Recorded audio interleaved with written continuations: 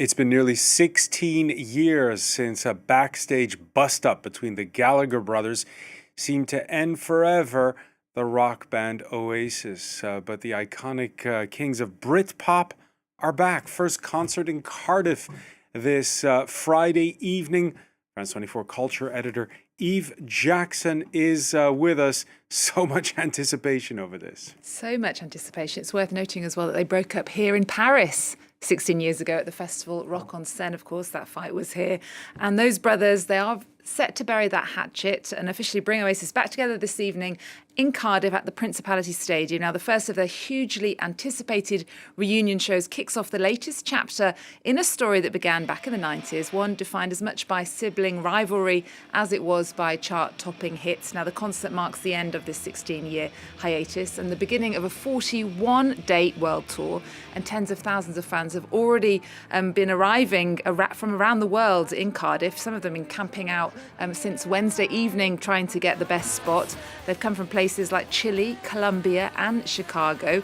There was an astronomical demand for tickets. More than 14 million people went online to just get 1.5 million UK tickets. Of course, they are responsible for those hits, Wonderwall, Don't Look Back in Anger, and they rank among the best-selling bands of all time. I think they've sold something like 75 million records worldwide.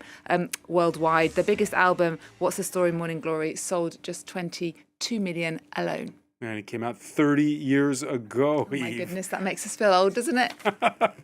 No comment. Let's comment on another icon of the 90s, Angélique Kidjo, the Benin singer, who's the first Black African of her kind to be selected for a spot on the Hollywood Walk of Fame. I know, it's quite incredible. Angelique Kidjo was among 35 names announced as part of the Walk of Fame's class of 2026 list. Now, the 64-year-old icon comes from the West African country of Benin, of course. She has won 5 Grammy Awards. She has an impressive discography of 16 albums, and she's widely regarded as one of the leading artists in international music. Her numerous accolades include being named one of Time magazine's top 100 most influential people back in 2021. So let's have a listen to some of her music. This is her latest song. This is called Sunlight to My Soul, and it features the South African Soweto Gospel Choir.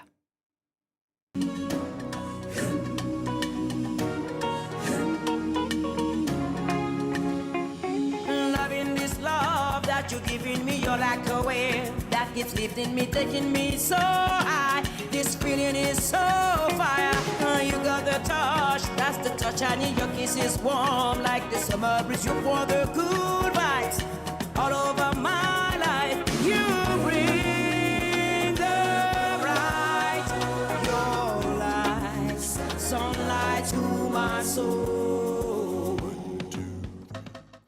There you go. Angelique Kidjo has become the first Black African singer to be selected for a star on the prestigious Hollywood Walk of Fame. Other names who will receive stars next year include Miley Cyrus, Timothée Chalamet and Demi Moore. All right, and tributes pouring in for a man who was a mainstay of any Quentin Tarantino film, it seems. Yeah, that's right. Michael Madsen, he is believed to have died of cardiac arrest yesterday in his Hollywood home. He was 67. Madsen was really a prolific actor, best known, of course, for the Quentin Tarantino movies, Reservoir Dogs, Kill Bill, The Hateful Eight, and Once Upon a Time in Hollywood. Reservoir Dogs, of course, was one of the seminal movies of the 90s. This is a very 90s chat we're having right now, actually. Francois, he played the thief Mr. Blonde and shocked audiences in a scene where he cut off a policeman's ear. I'm not going to show that gory moment with you, but this is the scene leading up to it.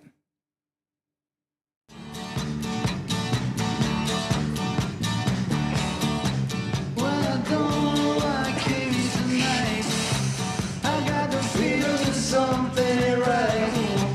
I'm so scared, guess I'll fall off my chair. And I'm wondering how I'll get down the stairs.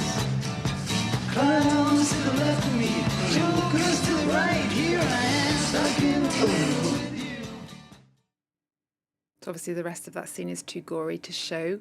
You won't be able to sleep, Francois, no doubt. He had a career spanning 4 decades, both in TV and film. He often played sheriffs and detectives, but also lawbreakers such as the washed-out hitman in the Kill Bill franchise. In recent years, he actually lent his voice to video games, including Grand Theft Auto. He was married 3 times. He's survived by 4 children, including the actor Quentin Madsen. All right, many thanks for that, Eve Jackson. There's more on our website, France24.com. Thanks for that travel back to the 90s, indeed.